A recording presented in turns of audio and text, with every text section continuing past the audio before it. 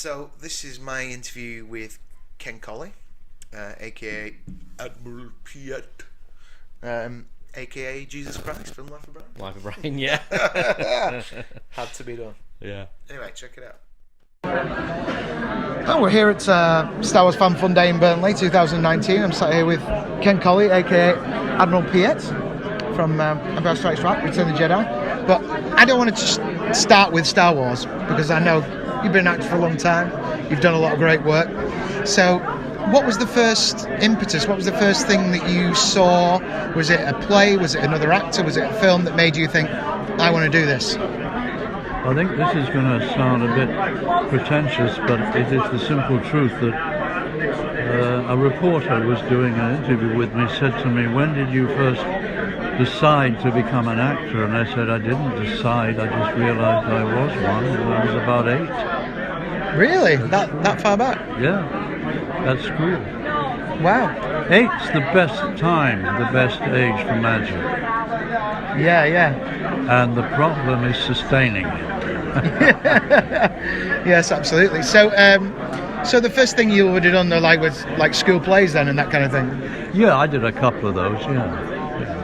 Everybody in my class seemed to understand, and they took one step back when the teacher wanted something to do with the poetry or the reading or whatever, and I was left in pole position whether I liked it or not. Excellent. So how did you go from there to, was it professional theatre first or film, television? No, I joined weekly rep, as we call it, slavery as I call it, as an ASM. An ASM is a dog's body for everybody in the theatre, including being thrown on in small parts because you're for free. Sure. And you work your way up from that.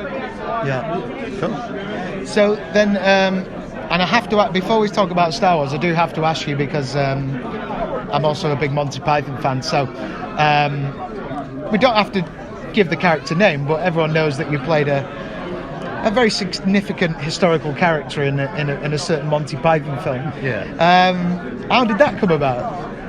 They simply asked me to go and meet them and said they were doing this movie, and it was a comedy, but they wanted a straight Christ. They were not in any way interested in sending up Christ or Christians.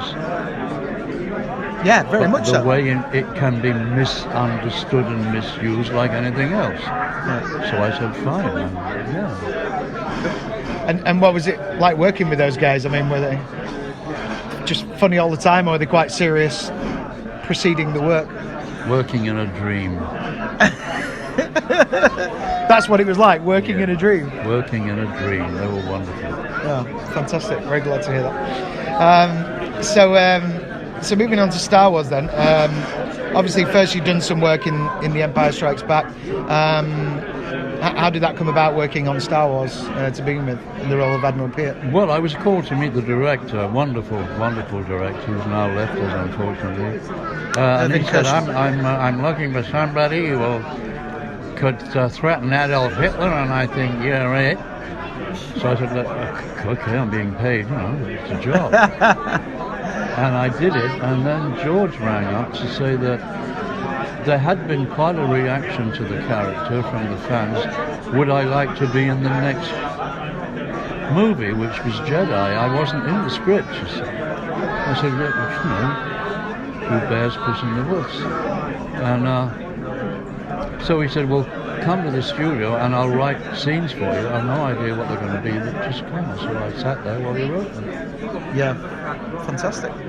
So what would you say your main overriding memory of either Empire or Jedi was, working on those two films? What was your standout memory from those two movies? The first one was terrible. On my first day I had to do 17 takes of some gobbledygook language, because you have to understand, at that time there was far less CGI. It was more live action. Yeah. And so we had to do so many retakes to get timing right. Mm-hmm. And I did 17 takes of reporting something to Darth Vader, which nearly drove me insane. I met a friend on the street when it was released, and he said, Ken, I've just seen you in The Empire. I liked it so much when you were so frightened of Darth Vader. And I said, I wasn't frightened of Vader, I was frightened of the dialogue. But movies being what it is, whatever your face is registering, that's your performance. Yeah, absolutely. And a terrific performance it was too. Driven by fear.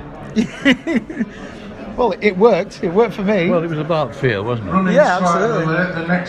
And it was a very memorable character in both those films, which is what brings you here, I suppose. Yeah, and this I could not have imagined. It going on and on and on. It's never going to end. No, it's tremendous. I'm already meeting tomorrow's generation who are going to bring their kids. Yeah, that's absolutely right. So what's next for Ken Colley? Well, I've been asked to go back on stage again this year, sometime, no dates, and I said, okay, I'll do that. I've lived in fear for 60 odd years, why not keep doing it? Absolutely. To do Waiting for Godot. Oh, right, fantastic. Well, I did it about 3 years ago, and they wanted to do the same production in the same place. Yeah. Because it was a success. And, tremendous. so I trembled on the phone ringing and them saying, yeah, we are going to do it. Cool. Waiting for Godot, well, I look forward to that. Yeah, I'll be waiting for Godot. Thanks very much for talking to us, Ken. Absolute pleasure. My pleasure.